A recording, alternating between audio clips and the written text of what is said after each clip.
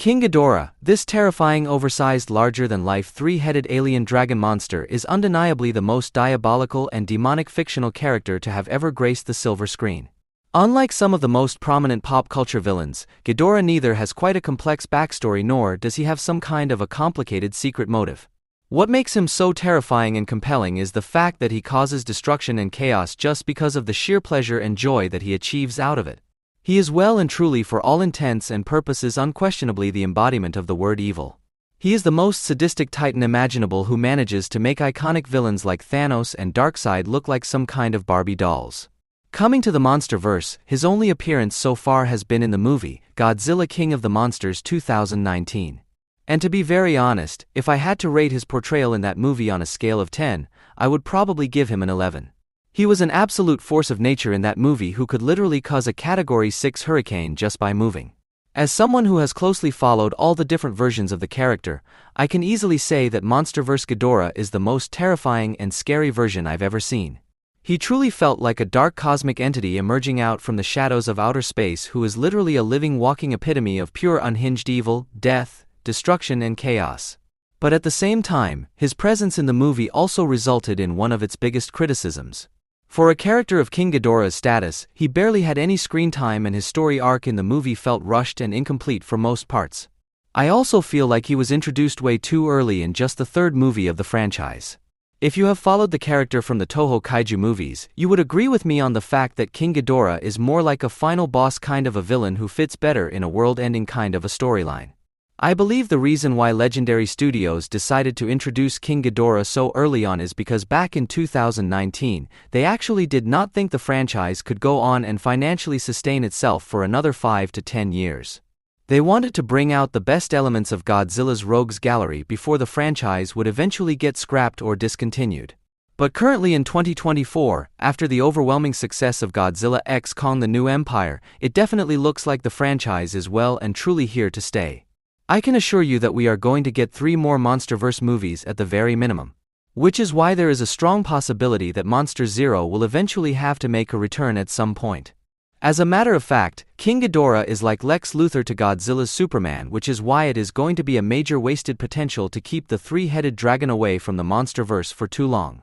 To be quite honest, if we analyze some of the most significant events that transpired in the New Empire, the most sensible and smart thing to do would be to bring back and make King Ghidorah the main antagonist of the upcoming sequel to Godzilla x Kong, which is officially confirmed to be the next big theatrical release set within the franchise.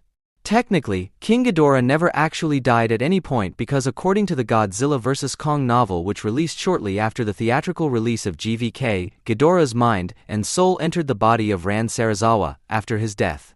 Let me remind you that Ran Sarazawa was one of the main human antagonists in GVK who worked for Apex Cybernetics, and most importantly, he was the pilot controlling Mechagodzilla. So, as I mentioned, after his death in the movie, he is resurrected by Ghidorah, who now literally controls his body. So, technically King Ghidorah never actually died and basically resides within Sarazawa's body. Now, here is what I think is going to happen. Monster Zero is going to basically use Sarazawa's position at Apex Cybernetics to create a new avatar for himself similar to his creation of Mechagodzilla. This new avatar is going to be the Monsterverse version of MECHA King Ghidorah, a mechanical robotic cyborg form of Monster Zero who first appeared in the 1991 movie, Godzilla vs. King Ghidorah. If you think about it, this actually makes perfect sense considering all the reports that have come to light about the upcoming plans of Legendary Studios regarding the Monsterverse. It is being widely stated that the sequel for Godzilla x Kong is going to be more focused on the Big G. And I cannot think of a better kaiju to play the role of the main antagonist than King Ghidorah for a dark sci-fi Godzilla-centric movie. And for the first half of the movie, we could actually see Ghidorah interacting as a human with other humans, which would give us a glimpse inside his dark and twisted mind. This scenario would actually be like the Monsterverse version of Venom from the Marvel Universe. If Legendary Studios is smart enough and are able to execute this scenario in a sensible manner, I believe they can actually produce quite a haunting and creepy atmosphere with this whole thing, because at the end of the day, we are talking about a human being possessed by a demonic dragon from outer space. And Ghidorah's existence within the Monsterverse opens an entire world of interesting possibilities. His presence could mean that we could get more extraterrestrial kaijus like Gigan or even a Monsterverse version of Ultraman at some point. We now have a scenario where Godzilla has Kong, Shimo, Mothra, and an entire army of Hollow Earth apes by his side. So, if Ghidorah gets resurrected, he can very well summon some of his friends from outer space to help him in his battle, which actually would be very cool to see. I know a lot of people want to see Destroya or Space Godzilla as the next big bad guy. But you need to realize that in order to do that, Legendary Studios would have to purchase the rights for those characters, which is going to be pretty expensive for a franchise which is still not as well established as it would like to be. I mean, despite the commercial success of the last two movies, things still seem pretty shaky for the Monsterverse, and one bad movie at this point could entirely ruin the possibility of the franchise continuing any further. So, the sensible and economical thing for them to do would be to use a character whose rights already exists with them and try to build up a stable fanbase before trying to bring in other iconic kaijus into the franchise. So, that is all I had to share with you in this video.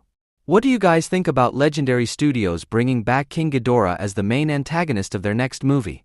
Let me know in the comments down below. And please do not forget to hit the like button and subscribe to my channel. Thanks for watching.